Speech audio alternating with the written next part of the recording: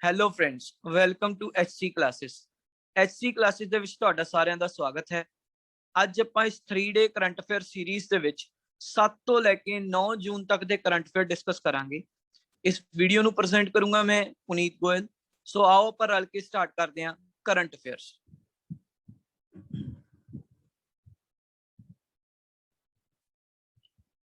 First article, Raimona national park.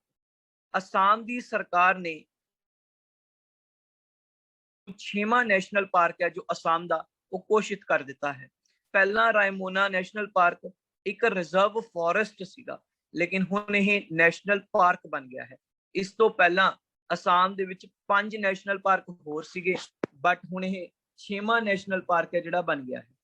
इसकी जो खेत्रफल है, इसका area that is 422 square kilometre है और यह कोकराझार जिले दे विच है असम दे विच, और ये 6वां नेशनल पार्क बन चुका है। इस तो पहला जिहड़े 5 नेशनल पार्क सीगे वो सी Kaziranga national park, Manas national park, Nameri national park, Orang national park and Dibru Saikhowa national park. ये 5 नेशनल पार्क पहला असम दे विच सीगे। हुण इस दी लिस्ट दे विच 6वां national park Raimona national park है जिहड़ा वो जुड़ चुका है। असम की कैपिटल दिसपुर, असम के गवर्नर जगदीश मुखी एंड असम के मुख्यमंत्री हिमंता बिस्वा शर्मा जी। सो इंपॉर्टेंट की है फ्रेंड्स, जदों भी कोई national park wild life sanctuary नवीं दी गल हुंदी है तो वो एग्जामिनेशन पॉइंट ऑफ व्यू के नाल इंपॉर्टेंट हो जाती है। इस दे विच एग्जाम च इदां पूछ सकदा है कि रायमोना नेशनल पार्क है जिहड़ा वो किस स्टेट दे विच स्थित है। सो 4 या 5 ऑप्शन दित्तियां होणगीਆਂ। करेक्ट आंसर की होएगा असम। नेक्स्ट, रणजीत सिंह दिसाले इन्हां नूं वर्ल्ड बैंक का एजुकेशन एडवाइजर नियुक्त किया गया है। सो इत्थे ऑर्गेनाइजेशन का नाम आया वर्ल्ड बैंक। इस दे जो एजुकेशन एडवाइजर ने वो रणजीत सिंह दिसाले जी ਨੂੰ अपॉइंट किया गया है। इन्हां नूं जून 2021 तो लैके जून 2024 तक यानी कि 3 सालां लई अपॉइंट किया गया है। मोर ओवर सन 2020 का जो ग्लोबल टीचर अवार्ड सी इन्हां नूं मिलिया सीगा और यह पहले भारती सीगे इस अवार्ड नूं अचीव करने वाले। सो ग्लोबल टीचर अवार्ड ते भी क्वेश्चन आ सकता है कि ग्लोबल टीचर अवार्ड किस नूं मिलिया, तो आंसर आएगा रणजीत सिंह दिसाले जी नूं। और education adviser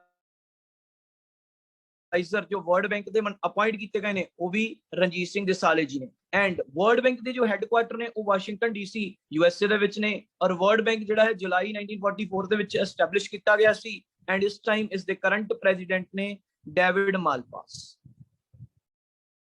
next article, Ladakh के LG RK माथुर जी ने यौन टैब स्कीम लॉन्च की है। नाउ इस स्कीम दे विच की विशेषता होएगी, 12,300 टैबलेट्स ने जिहड़ियां जिहड़े कि 6वीं क्लास तो 12वीं क्लास तक के स्टूडेंट्स ने इन्हां नूं वंडियां जाणगीਆਂ, जिस दे विचों पहला इन्हां ने स्कीम दे विच 9वीं तो 12वीं तक के सारे स्टूडेंट्स नूं ਇਹ टैबलेट्स वंडणियां शुरू कर दित्तियां हन। बेसिकली 6वीं तो 12वीं तक सारिਆਂ ਨੂੰ ਦਿੱਤੀਆਂ ਜਾਣਗੀਆਂ, बट हले 9 तो 12 तक ने ਜਿਹੜੀਆਂ ਉਹ ਵੰਡਣੀਆਂ शुरू कर ਦਿੱਤੀਆਂ ਹਨ। इस टैबलेट की खासियत की होएगी, इस टैबलेट ਦੇ ਵਿੱਚ ऑनलाइन ऑफलाइन सारा मटीरियल अवेलेबल होएगा, सारियां बुक्स अवेलेबल होणगीਆਂ। एंड अगर स्कूल्स ने ਜਿਹੜੇ ऑनलाइन क्लासेस दे रहे हैं तो ऑनलाइन क्लास ਲਈ ਜਿਹੜੀਆਂ एप्लीकेशंस जरूरी ने वो सारियां इस दे विच इंस्टॉल्ड होणगीਆਂ। सो लद्दाख के LG RK माथुर जी ने यौन टैब स्कीम है जिहड़ी ओह लद्दाख दे विच लॉन्च कीती है। इस दे विच किन्नियां टैबलेट्स दित्तियां जाणगीਆਂ, 12,300 टैबलेट्स ने जिहड़ियां स्कूल दे बच्चिआं नूं दित्तियां जाणगीਆਂ। नेक्स्ट, GST यानी कि गुड्स एंड सर्विसेज टैक्स। हर महीने GST कितनी कलैक्शन हुई है, और सब तो ज्यादा GST जिहड़ा कलैक्ट होया है वो अप्रैल 2021 ਦੇ ਮਹੀਨੇ ਦੇ ਵਿੱਚ ਹੋਇਆ ਸੀ। सो अप्रैल 2021 ਦੇ ਵਿੱਚ 1.41 lakh crore all time highest GST collection हुई सी। मई ਦੇ ਮੰਥ ਦੇ ਵਿੱਚ GST कलैक्शन 1.03 ਲੱਖ ਕਰੋੜ हुई है। सो हर मंथ की जिहड़ी लिस्ट है आउंदी है कि GST कितनी कलैक्शन हुई है। मई मंथ की जी GST की लिस्ट है वो आ चुकी है 1.03 लाख करोड़। जो जून मंथ कंप्लीट हो जाएगा, जुलाई ਦੇ ਵਿੱਚ जून के महीने की ਜਿਹੜਾ रिकॉर्ड है वो ਆਪਾਂ डिस्कस करांगे। सो रीसेंटली मई के महीने का रिकॉर्ड आया अपने को 1.03 lakh crore rupees GST collection की गई है। नैक्सट थॉमस विजायन जो कि केरला तो बिलोंग करते हैं, हुण ये कैनेडा ਦੇ ਵਿੱਚ सैटल होए हुए ने। इन्हां नूं 2021 का नेचर TTL फोटोग्राफी अवार्ड दिता गया है। इन्होंने एक फोटो क्लिक की है और orangutan clinging to a tree. Orangutan clinging to a tree तुसी फोटो देख सकते हो। ओरंगुटन एक जिस तरह मोंकी हुंदा है उस तरह की ही प्रजाति है, स्पीसीज है। ये ट्री के उत्ते लमकिया होया, इसकी इसने फोटो क्लिक की है जिस फोटो करके इन्हों नेचर TTL फोटोग्राफी अवार्ड के नाल सन्मानित किया गया है। इन्होंने जी फोटोग्राफ खिंची उसका टाइटल रखा the world is going upside down. The world is going upside down. Next Sergio Perez, इन्होंने फॉर्मूला 1 रेसिंग चैंपियनशिप जीती है जी कि अजरबैजान दे विच हुई है। अजरबैजान ग्रैंड प्रिक्स जितने वाले प्लेयर ने सर्जियो परेज। सर्जियो परेज अगर एग्जाम च पूछा जाता है कि किस स्पोर्ट्स के नाल बिलोंग करते हैं तो यह कार रेसिंग के नाल बिलोंग करते हैं। जिथे भी शब्द फॉर्मूला 1 आ गया या कार रेसिंग आ गया, ग्रैंड प्रिक्स जिन्ने भी होंगे ने अलग अलग जगह ते होंगे ने, कोई ना कोई प्लेयर जितदा है। सो अजरबैजान का जो ग्रैंड प्रिक्स इस बार होया उस विच सर्जियो परेज ने इसनू जित्या है। नाउ आपां डिस्कस करन लगे हैं जून दे जो करंट अफेयर्स ने। 6 जून नू वर्ल्ड पेस्ट डे मनाया जाता है। वर्ल्ड पेस्ट डे जिहड़ा है 6 जून नू मनाया जाता है। आपां फ्रेंड्स करंट अफेयर्स 7 तो लैके 9 तक दे कर रहे हैं। इस 6 का एक रह गया सी तो आपां इहनू डिस्कस कीता है। ते वर्ल्ड पेस्ट डे हर साल 6 जून नू मनाया जाता है। और नेक्स्ट है वर्ल्ड फूड सेफ्टी डे। हर साल 7 जून नू वर्ल्ड फूड सेफ्टी डे मनाया जाता है। इस साल इसका जो थीम रखा गया safe food today for a healthy tomorrow. Safe food today for a healthy tomorrow इस साल का इसका थीम है जिहड़ा वो रखा गया सी। नाउ नेक्स्ट है world oceans day. Oceans day हर साल 8 जून नू मनाया जाता है। इस साल वर्ल्ड ओशियन डे 2021 का जो थीम सी the ocean life and livelihoods. The ocean life and livelihoods is the theme सी। नेक्स्ट है world accreditation day. World accreditation day हर वर्ल्ड एक्रीडिएशन डे हर साल 9 जून नू मनाया जाता है। इस साल इसका थीम सी accreditation supporting the implementation of sustainable development goals। accreditation supporting the implementation of the sustainable development goals। so friends ये सीगे 7 तरीक तो लेके 9 तरीक तक दे जिन्ने भी इंपॉर्टेंट डेज सीगे। फ्रेंड्स अगर तुहानू मेरी वीडियो पसंद आ रही है तो मेरे YouTube चैनल नू सबसक्राइब करो, फ्रेंड्स दे नाल शेयर करो ताकि उन्हां नू भी इस चीज का बेनिफिट मिल सके। नेक्स्ट आर्टिकल जर्मनी दे player FIFA world cup winner player Sami Khedira इन्होंने अपनी रिटायरमेंट अनाउंस कर दी है। सैमी खडीरा ने अपनी रिटायरमेंट अनाउंस कर दी है। एग्जाम च फ्रेंड्स ये भी पूछा जा सकता है कि सामी खडीरा किस गेम दे नाल या किस स्पोर्ट्स दे नाल बिलोंग करते हैं, तो इत्थे आंसर आएगा फुटबॉल दे नाल बिलोंग करते हैं। सामी खडीरा ने अपनी रिटायरमेंट अनाउंस की है। इन्होंने जर्मनी वास्ते 77 मैच खेले ने और जिहदे विच 7 गोल्स कीते ने। एंड 2014 के वर्ल्ड कप दे विच जिहड़ा कि ब्राजील च होया सी, इन्होंने विक्टरी दे विच बहुत वड्डा रोल प्ले कीता सीगा। यानी कि जर्मनी तो ये बिलोंग करते हैं, लेकिन इन्होंने 2014 दे विच वर्ल्ड कप दे विच जिहड़ा ब्राजील च होया सी उस दे विच गोल्स कीते सी। 77 गेमां इन्होंने जर्मनी लई हुण तक खेडियां ने जिहदे विच 7 गोल्स इन्होंने कीते ने और इन्होंने अपनी अनाउंस कर दी है retirement. Next vice admiral Rajesh Pendharkar इन्हों चार्ज दिता गया है DG यानी कि director general of naval operations. जिन्हें भी नेवी के ऑपरेशंस होंगे ने उन्हों का DG डायरेक्टर जनरल उन्हों का चार्ज राजेश जी को दिता गया है। सो इस समय जो नेवल स्टाफ के चीफ ने वो एडमायरल करमबीर सिंह जी ने और इंडियन नेवी है जिहड़ी 26 जनवरी 1950 ਨੂੰ ਸਥਾਪਿਤ ਕੀਤੀ ਗਈ ਸੀ। ਨੈਕਸਟ, ਇੰਡੀਆ ਦਾ ਸਭ ਤੋਂ ਪਹਿਲਾ ਇੰਟਰਨੈਸ਼ਨਲ ਮੈਰੀਟਾਈਮ ਕਲਸਟਰ ਹੈ ਜਿਹੜਾ ਉਹ ਗਿਫਟ ਸਿਟੀ ਵਿੱਚ ਬਣਿਆ ਹੈ। फ्रेंड्स, गिफ्ट सिटी का मतलब है गुजरात। गुजरात ਨੂੰ गिफ्ट सिटी भी कहा जाता है। सो इंडिया का सब तो पहला इंटरनेशनल मैरीटाइम क्लस्टर जो कि गुजरात ਦੇ ਵਿੱਚ ਬਣਿਆ ਹੈ। गुजरात के मुख्यमंत्री का नाम विजय रूपानी जी एंड गुजरात के गवर्नर आचार्य देवव्रत जी ने। Next, PM Modi, prime minister Modi ने 3 E100 ethanol dispensing stations launch किए ने पुणे ਦੇ ਵਿੱਚ। वर्ल्ड एनवायरनमेंट डे के दौरान यानी कि 5 जून ਨੂੰ ਇਹ ਅਨਾਉਂਸਮੈਂਟ ਕੀਤੀ ਗਈ ਸੀ। पीएम मोदी ने इस ਨੂੰ वर्चुअली एड्रैस किया और 3 E100 इथानॉल डिस्पेंसिंग स्टेशंस ने ਜਿਹੜੇ ਉਹ पुणे ਦੇ ਵਿੱਚ लॉन्च किए। पीएम मोदी ने इसी दिन एक रिपोर्ट भी पब्लिश की है। रिपोर्ट का टाइटल सीगी report of the expert committee on road map of ethanol blending in India 2020 to 2025। So इहदा जो रिपोर्ट है जिहड़ी ये report of the expert committee on road map for ethanol blending in India 2020 to 2025, ये report का जो theme रखा गया सी, ਇਹਦਾ थीम सी promotion of biofuels for a better environment. Promotion of biofuels for a better environment. इसी दिन इन्होंने जिहड़ा ये E100 इथानॉल डिस्पेंसिंग स्टेशंस ने 3 पुणे दे विच चलाए। और एक मोस्ट इंपॉर्टेंट क्वेश्चन जो इस आर्टिकल दे विचों बनता है कि सरकार ने अपना टारगेट रखा है कि असी पेट्रोल दे विच 20% इथानॉल ब्लेंड कर देंगे। ब्लेंड करने का मतलब है मिक्स करना, यानी कि पेट्रोल दे विच 20% इथानॉल होया करेगा। ये टारगेट सरकार का 2025 तक है। पहला सरकार ने यह टारगेट 2030 तक रखा सी, लेकिन इन्होंने कहा कि असी 2025 तक ही ये टारगेट है जिहड़ा अचीव कर लांगे, यानी कि पेट्रोल दे विच 20% इथानॉल मिक्स होया करेगी।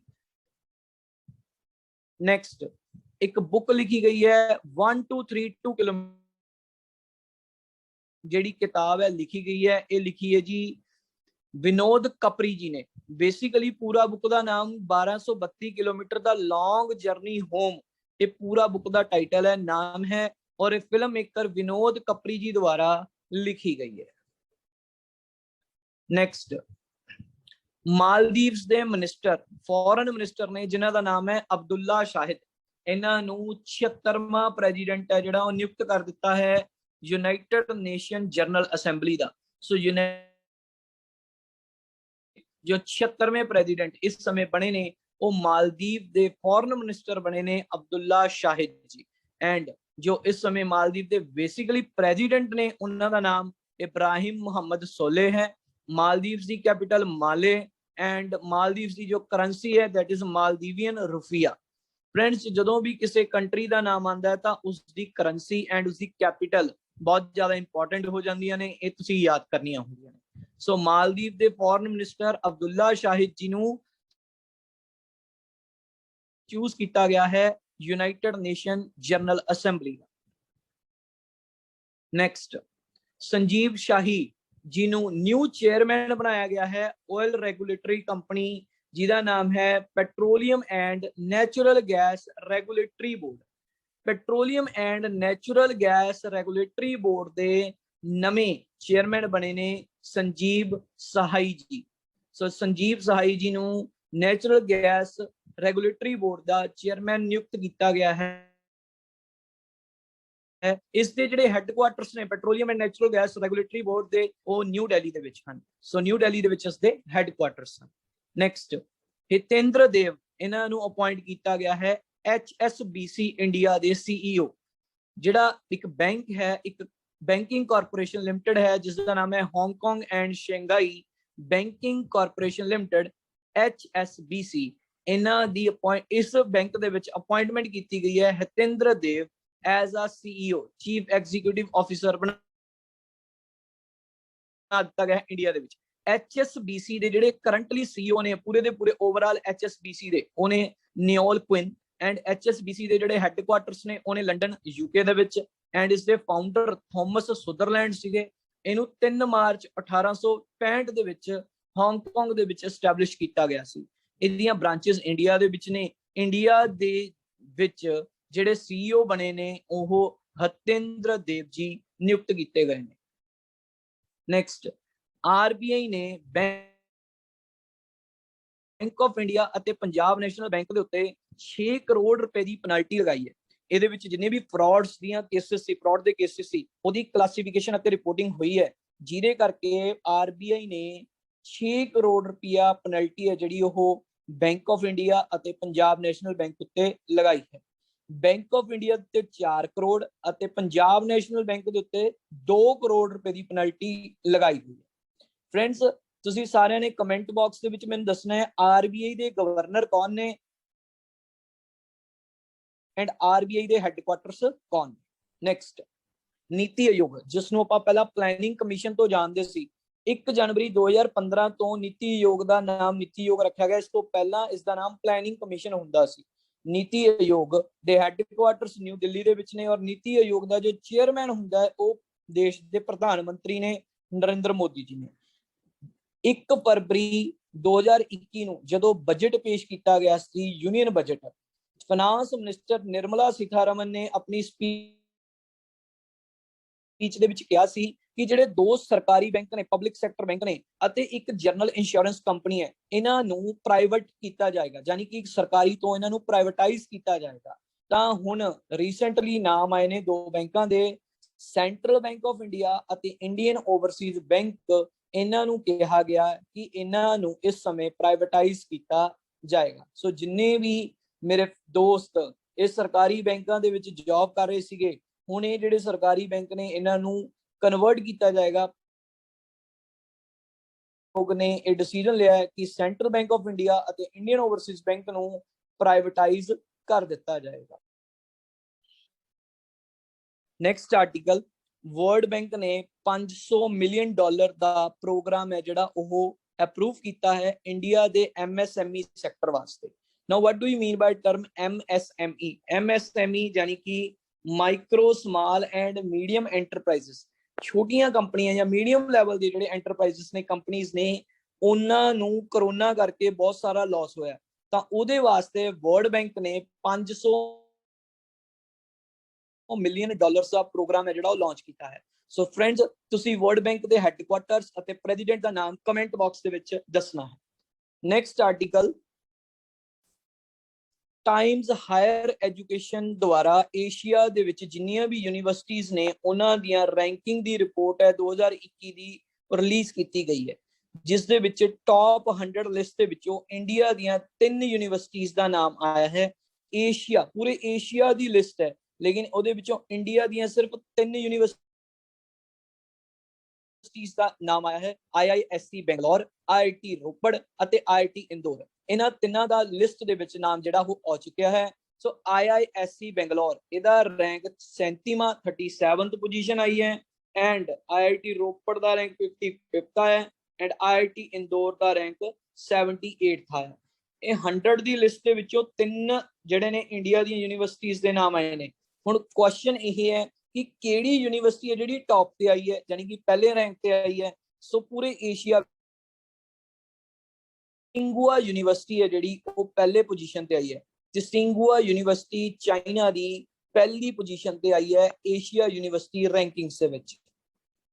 ਨੈਕਸਟ, ਪੰਜਾਬ ਨੇ ਟੌਪ ਕੀਤਾ ਹੈ ਜੀ ਗ੍ਰੇਡਿੰਗ ਇੰਡੈਕਸ ਦੇ ਵਿੱਚ। ਸਕੂਲ ਐਜੂਕੇਸ਼ਨ ਦੇ ਵਿੱਚ ਜੋ ਗ੍ਰੇਡਿੰਗ ਸਿਸਟਮ ਹੈ ਉਸ ਦੇ ਵਿੱਚ ਪੰਜਾਬ ਨੇ ਟੌਪ ਕੀਤਾ ਹੈ। So Punjab has topped in performance of grading index in school education. So Punjab ਦੀ ਕੈਪੀਟਲ ਆਪਾਂ ਨੂੰ ਪਤਾ ਹੈ ਚੰਡੀਗੜ੍ਹ ਹੈ ਐਂਡ ਪੰਜਾਬ ਦੇ ਮੁੱਖ ਮੰਤਰੀ ਕੈਪਟਨ ਅਮਰਿੰਦਰ ਸਿੰਘ ਨੇ। ਨੈਕਸਟ, USA ਨੇ MH-60 ਰੋਮੀਓ ਜਿਹੜੇ ਕਿ ਚੌਪਰਸ ਨੇ, ਚੌਪਰ ਯਾਨੀ ਕਿ ਹੈਲੀਕਾਪਟਰਸ ਨੇ, ਇਹ ਇੰਡੀਆ ਨੂੰ ਹੈਂਡਓਵਰ ਕਰਨੇ ਨੇ। 3 MH-60 ਰੋਮੀਓ ਮਲਟੀ ਰੋਲ ਚੌਪਰਸ ਨੇ ਜਿਹੜੇ ਇੰਡੀਆ ਨੂੰ ਹੈਂਡਓਵਰ ਕਰਨੇ ਨੇ। ਇੰਡੀਆ ਅਤੇ USA ਦੇ ਵਿੱਚ ਇੱਕ ਡੀਲ ਸਾਈਨ ਹੋਈ ਸੀਗੀ 16,000 ਕਰੋੜ ਰੁਪਏ ਦੀ। 16,000 ਕਰੋੜ ਰੁਪਇਆ ਇੰਡੀਆ ਨੇ ਦਿੱਤਾ ਸੀ USA ਨੂੰ ਔਰ ਇੰਡੀਆ ਨੇ 24 MH-60 ਰੋਮੀਓ ਨੇ USA ਤੋਂ, ਜਿਹਦੇ ਵਿੱਚੋਂ 3 ਹੈਲੀਕਾਪਟਰਸ ਨੇ ਜਿਹੜੇ ਉਹ ਜੁਲਾਈ ਦੇ ਮਹੀਨੇ ਦੇ ਵਿੱਚ USA ਹੈ ਜਿਹੜੀ ਉਹ ਇੰਡੀਆ ਨੂੰ ਹੈਂਡਓਵਰ ਕਰਨ ਜਾ ਰਹੀ ਹੈ।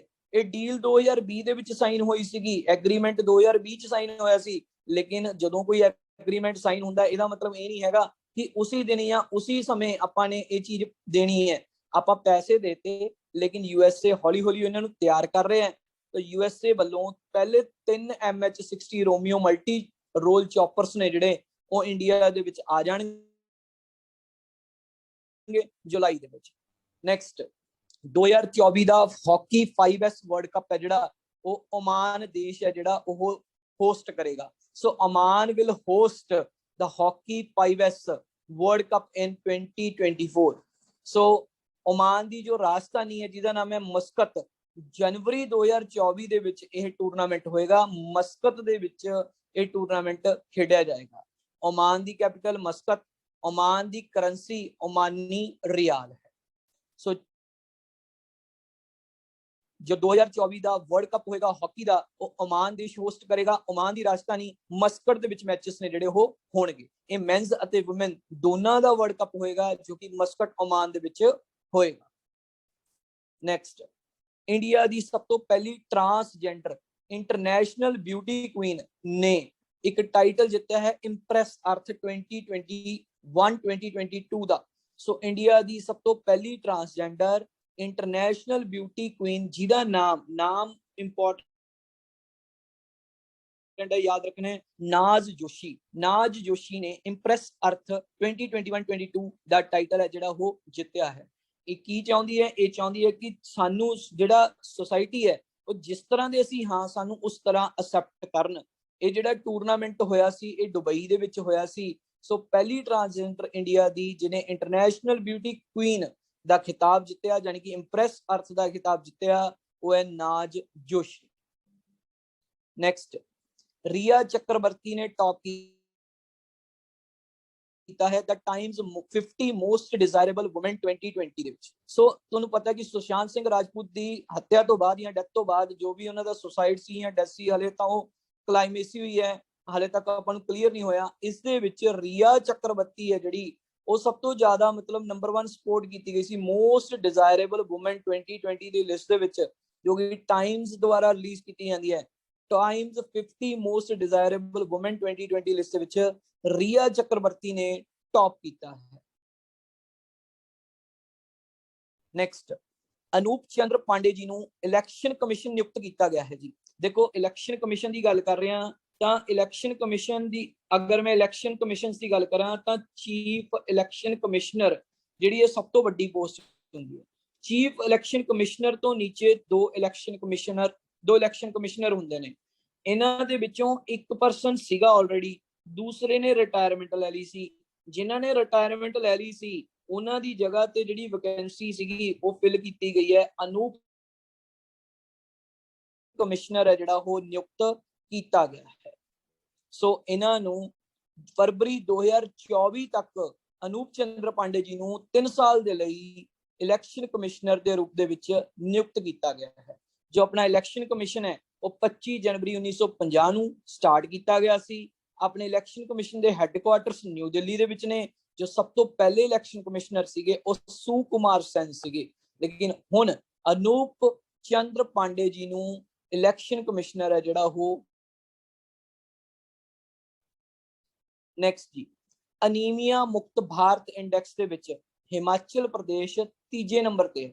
ਪਹਿਲਾਂ ਹਿਮਾਚਲ ਪ੍ਰਦੇਸ਼ ਦਾ ਰੈਂਕ 18ਵਾਂ ਹੁੰਦਾ ਸੀ, ਲੇਕਿਨ ਹਿਮਾਚਲ ਪ੍ਰਦੇਸ਼ ਨੇ ਇੰਨੇ ਐਫਰਟ ਕੀਤੇ ਨੇ ਕਿ ਹਿਮਾਚਲ ਪ੍ਰਦੇਸ਼ ਇਸ ਅਨੀਮੀਆ ਮੁਕਤ ਭਾਰਤ ਇੰਡੈਕਸ ਦੇ ਵਿੱਚ ਤੀਜੇ ਨੰਬਰ ਤੇ ਪਹੁੰਚ ਗਿਆ ਹੈ। तो फ्रेंड्स ਹੁਣ ਤੁਸੀਂ ਦੇਖੋਗੇ ਕਿ ਪਹਿਲੇ ਨੰਬਰ ਤੇ ਕੌਣ ਹੈ? ਪਹਿਲੇ ਨੰਬਰ ਤੇ ਹੈ ਮੱਧ ਪ੍ਰਦੇਸ਼, ਦੂਜੇ ਨੰਬਰ ਤੇ ਉੜੀਸਾ ਔਰ ਤੀਜੇ ਨੰਬਰ ਤੇ ਕੌਣ ਆ ਗਿਆ ਹੈ? ਹਿਮਾਚਲ ਪ੍ਰਦੇਸ਼। एग्जाम ਦੇ ਵਿੱਚ ਤੁਹਾਨੂੰ ਇਹ ਵੀ ਪੁੱਛਿਆ ਜਾ ਤਾਂ ਆਨਸਰ ਆਏਗਾ ਹਿਮਾਚਲ ਪ੍ਰਦੇਸ਼। और टॉप किसने ਕੀਤਾ है? ਤਾਂ ਆਨਸਰ ਆਏਗਾ Madhya Pradesh. Next BAFTA TV awards 2021 release ਕੀਤੇ ਗਏ ਨੇ, ਅਨਾਉਂਸ ਕੀਤੇ ਗਏ ਨੇ। ਇਹਦੇ ਵਿੱਚ 7 ਕੈਟਾਗਰੀਜ਼ ਦੇ ਵਿੱਚ ਅਵਾਰਡ ਦਿੱਤੇ ਗਏ ਨੇ। Actress, actor, drama series, best comedy performance, best comedy series, original music ਅਤੇ स्पोर्ट्स। फ्रेंड्स ये तुसी सारे दे सारे याद करने हुंदे ने, क्योंकि एग्जाम दे विच किसी भी अवार्ड दे विचों क्वेश्चन है जिहड़ा पुछया जा सकता है। सो एक्ट्रेस की गल की जाए तो माइशीला कोल जिन्हां नूं आई में डिस्ट्रॉय यू वास्ते लीडिंग एक्ट्रेस दे विनर चूज किया गया है। और एक्टर की गल की जाए तो पॉल मैस्कल इन्हां नूं नॉर्मल पीपल वास्ते चूज किया गया है। एंड ड्रामा सीरीज की गल की जाए तो सेव मी 2 ड्रामा सीरीज नूं अवार्ड दिता गया है। एंड बेस्ट कॉमेडी परफॉर्मेंस की गल की जाए तो चार्ली कूपर एंड एमी टू यू वुड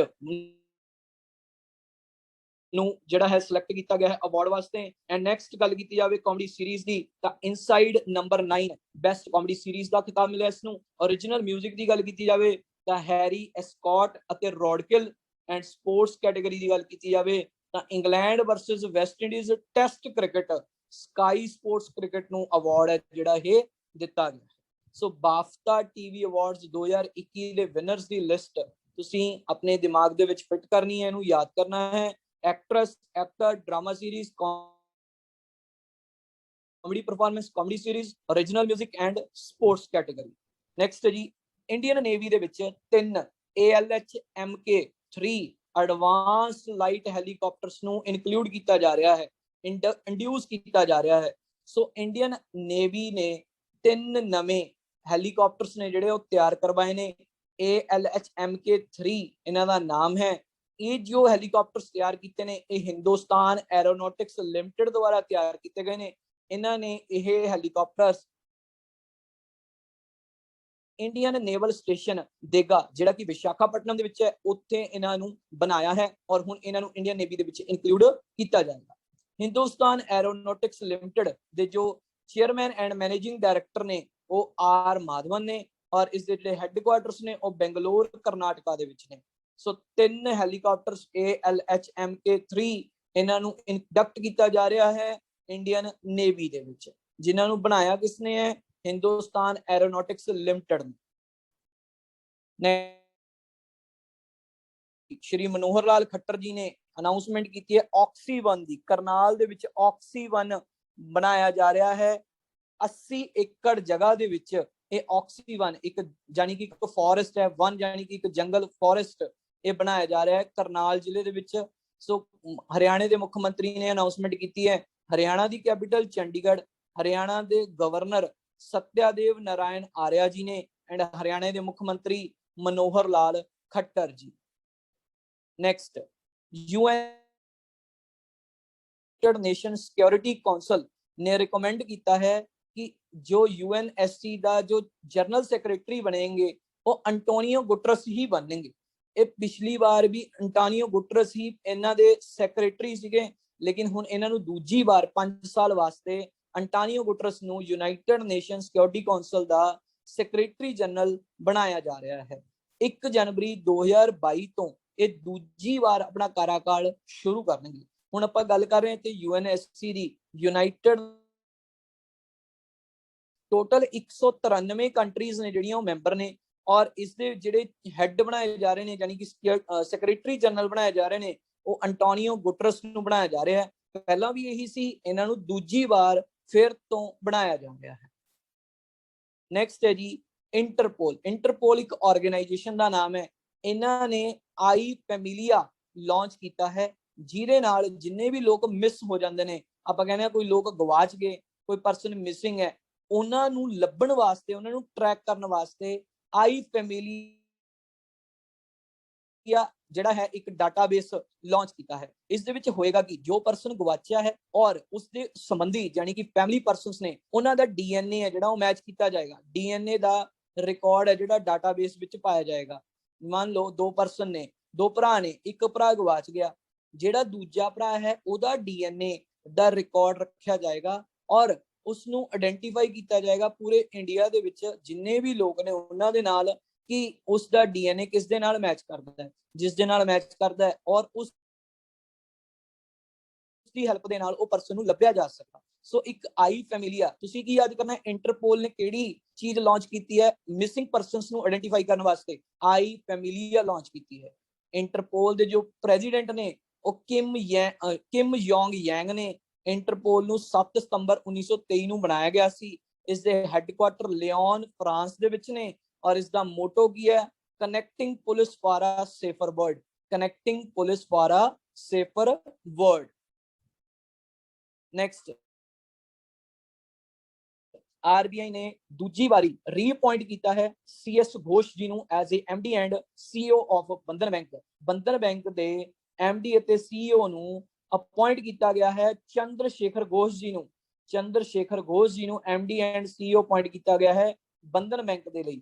3 ਸਾਲ ਵਾਸਤੇ ਇਹਨਾਂ ਨੂੰ ਅਪਾਇੰਟ ਕੀਤਾ ਗਿਆ ਹੈ। ਪਹਿਲਾਂ ਵੀ ਇਹੀ ਸੀ, ਹੁਣ ਦੁਬਾਰਾ ਫਿਰ ਇਹਨਾਂ ਨੂੰ ਰੀਅਪॉइंट ਕਰ ਦਿੱਤਾ ਗਿਆ ਹੈ। ਇਹਨਾਂ ਨੂੰ 3 ਸਾਲ ਹੋਰ ਐਕਸਟੈਂਡ ਕਰ ਦਿੱਤਾ ਗਿਆ ਹੈ। ਸੋ ਬੰਧਨ ਬੈਂਕ ਦੇ ਹੈੱਡਕੁਆਟਰ ਕਲਕੱਤਾ ਵੈਸਟ ਬੰਗਾਲ ਦੇ ਵਿੱਚ ਨੇ ਔਰ ਬੰਧਨ ਬੈਂਕ 2001 ਦੇ ਵਿੱਚ ਸਟਾਰਟ ਕੀਤਾ ਗਿਆ।